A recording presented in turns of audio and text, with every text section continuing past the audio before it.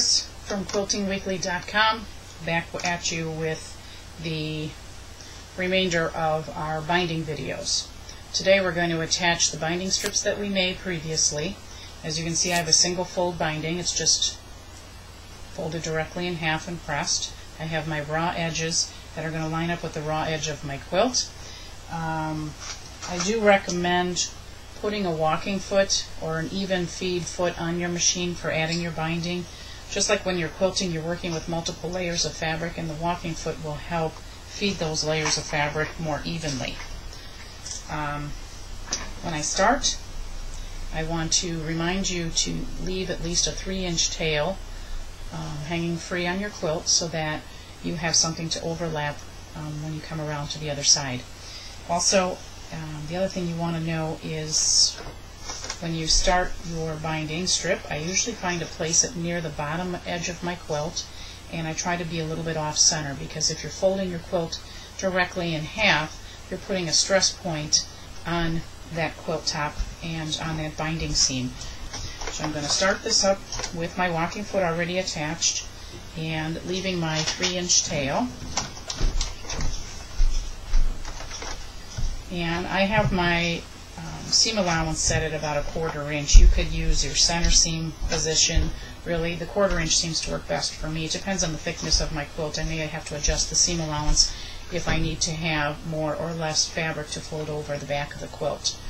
So I'm setting that at 1/4 inch. I'm going to start my stitching line here.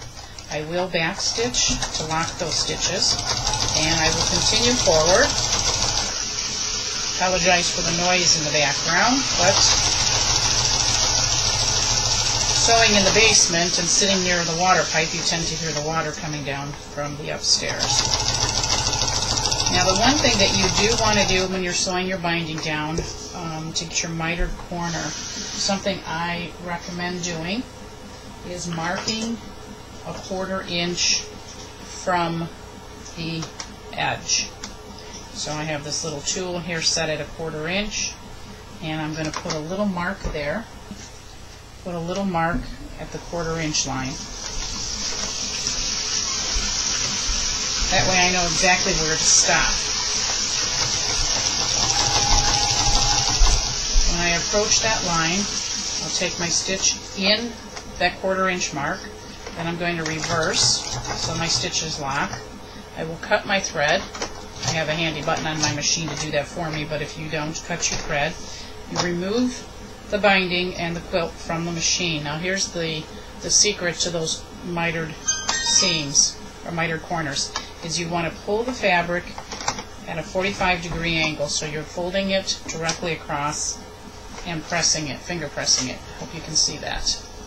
Then I'm going to take this fabric and directly line it back up with the raw edge. So I've got it folded up at a 45-degree angle, bring it back down,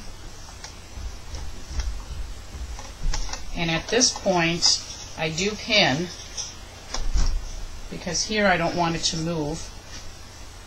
So I do want to secure this spot right here. Turn your quilt.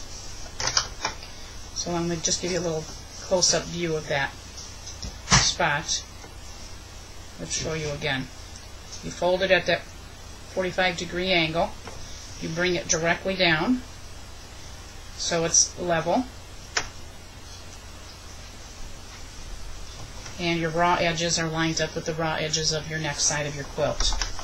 Put it back into the machine. At this point you can start stitching at the edge, and I do back stitch again. And now I'm going to stitch all the way down the next side of my quilt. Let me show you that mitered corner one more time now that I've stitched down the second side of my quilt. As I said, you mark that next edge a 1/4 inch from the finished edge, stitch up to that mark, back stitch, lock it, and cut it. Remove it from your machine, and you can see I stopped right at my 1/4 inch mark. I fold it up to make that 45-degree angle. bring it back down. Let's bring that to the camera again. Fold it up at the 45-degree angle, bring it back down, line up your raw edges, put that pin in to hold it so it doesn't slip around on you, and put it back into. Alright, so you fold your raw edges over, and if you were hand stitching the side, oops, I also have a miter, so you get a miter on both sides. Hopefully that answers your questions on how to do mitered corners. Tips to remember: attach at the bottom of the quilt and off center. Don't forget about your 3 to 4 inch tail, and make sure you have a walking foot attached. Make your job a lot easier. Sew with a 1/4 inch.